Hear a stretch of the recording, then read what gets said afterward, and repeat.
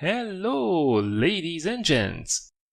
So, we didn't have this series on the channel for a while now, but since some of you were actually interested in seeing again some of my own games as well, I saved up a couple of the better ones for you.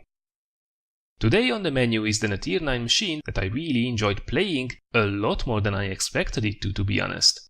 It's of course the T30, tier 9 American tank destroyer with a typical American heavy tank layout and a really big gun. Let's ace this beauty then. Alright, so here we are in the T30, this time around in a standard battle on good old Swamp. Now probably you already noticed, but this is actually a slightly older replay back from patch 9.17.1, as I actually finished the T30 grind already, which I did when the E4 was top of the tree a while ago, taking advantage of those lovely discounts to get myself a brand new tier 10 tank destroyer. I have to say, while grinding through the T30, I had one hell of a time with this machine. It was actually kinda surprising. I didn't expect it to be a fun grind at all when I was looking at the statistics.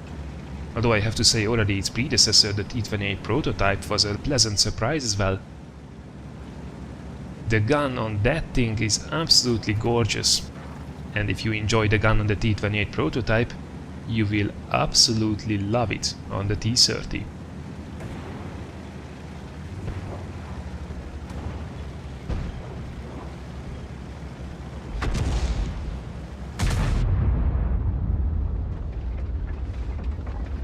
Fellow tier 9 tank destroyer, goodbye! Nice little shot there. But of course shooting at a convoy is not really an impressive thing for anything that's tier 9. That thing is rather lightly armored. Hopefully we can get our teeth into something a little bit more heavily armored in a minute or two. So in the beginning I was coming here to this corner, which is the usual camping spot from where the players will try to smack down the enemy heavies as they advance towards the ruins. However, it seemed that the enemy heavies decided not to lemming train this time around, which is actually not a bad decision on their behalf. Unfortunately though, we have to be a little bit more active if we want to get that damage done. Now this little rubble here should give us ample cover, so we can cover our lower plates and basically our whole hull. The T30, as is usual with the American tanks, mostly the heavies. By the way, that was a lovely shot there. 882 damage into the cupola of the VK. Not bad at all.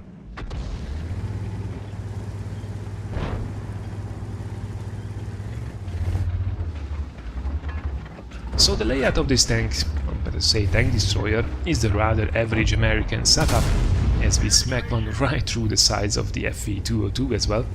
You shouldn't really try to side scrape against 155mm guns, at least not in most machines. So, layout. Hull from the front, from the sides, from the back, complete garbage. You really won't bounce anything in this thing that you will encounter. The turret is massive as well, so it's a huge target from the sides. If you can get it hull down though, it's pretty tough, although it's not without its weak spots. We are trying to go for the lower place there, but then change our mind and snipe another one into the cupola. The tier 9, quite heavily armored heavy tank is evaporating really rapidly under this much firepower.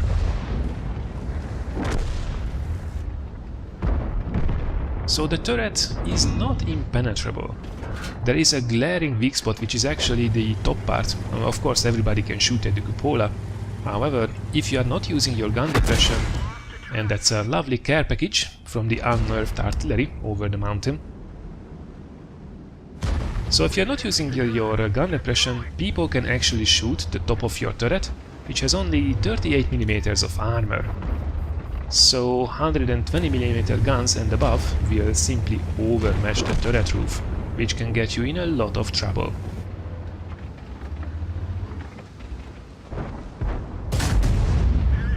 I guess you could see how powerful this 155mm boomstick is. Absolutely gorgeous. It takes quite a long time to reload it, The base reload on this thing is 20 seconds, which you can get down with gun rammers and cruise kills and whatnot, but it will take its time to reload. Once it's reloaded though, 276mm of penetration on the standard AP rounds, and then we didn't even mention the APCR shells, which, quite frankly, there won't be a lot of situations when you will have to resort those.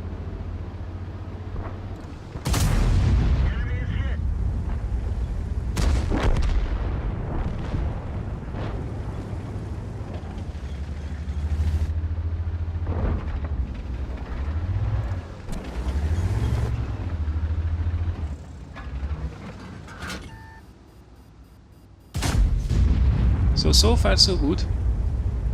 We missed a shell there on the AMX, but that was more down to us than to the gun itself. This thing is fairly accurate actually, 0.35 meters dispersion, and while it requires a fair bit to aim, once it's fully aimed, it will obliterate the targets most of the time. Now this, by the way, here is a rather lovely location. We can get hulled down against the enemies in front of us, and even if they flank around, which it seems the MX-1390 is about to do, we will still have a ridgeline between us, which is crucial in this thing.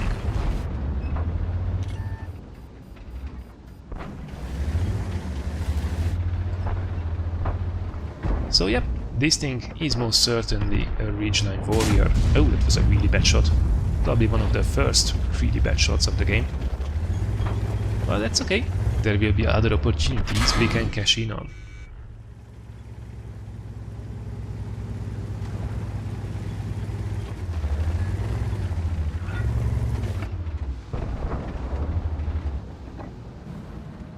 Now we have to keep an eye on that batch at 25 TAP. He is most probably reloading right now, but as soon as he is good to go, we could be in a hell of a lot of trouble.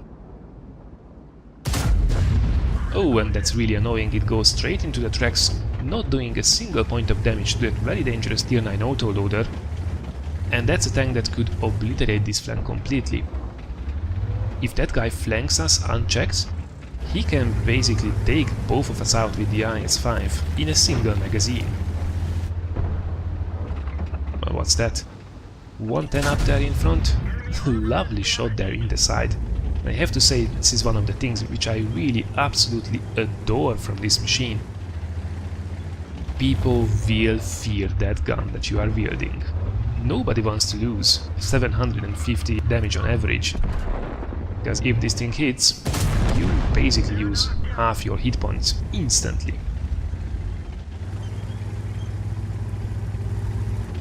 Alright, so there were a couple of cases when this match looked a little bit ugly.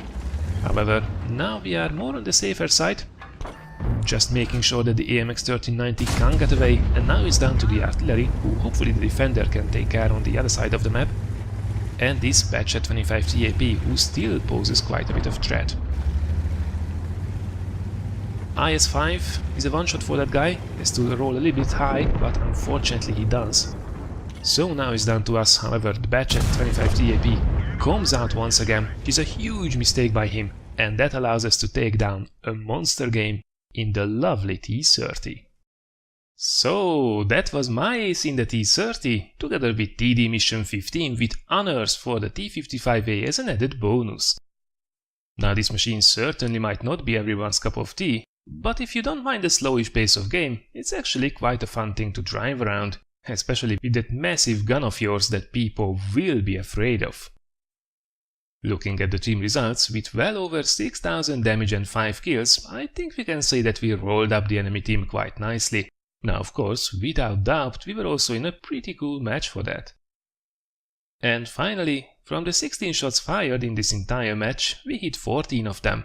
However, perhaps surprisingly, we only penetrated 11. Really, there is nothing more annoying than those tracking-only shots when you have such a long reload and such huge potential with every shell. Now at the same time, it's perhaps also interesting to mention that we did manage to block over 1600 damage, really without trying too hard.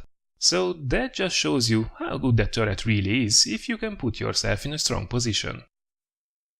Alright, this was then, for a change, my own run in the T30, this ancient beast of a tank destroyer.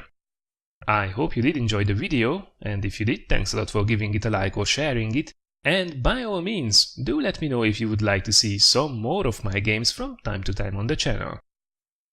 As for the next videos, tomorrow it's time to finally have a Made in USA funny moment special, followed by a rather exciting moment on Thursday, unveiling those design tanker t-shirts I have been working on for so long.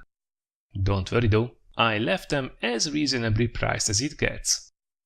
Thanks a lot for watching everyone, and I really look forward to seeing you again in one of the next videos.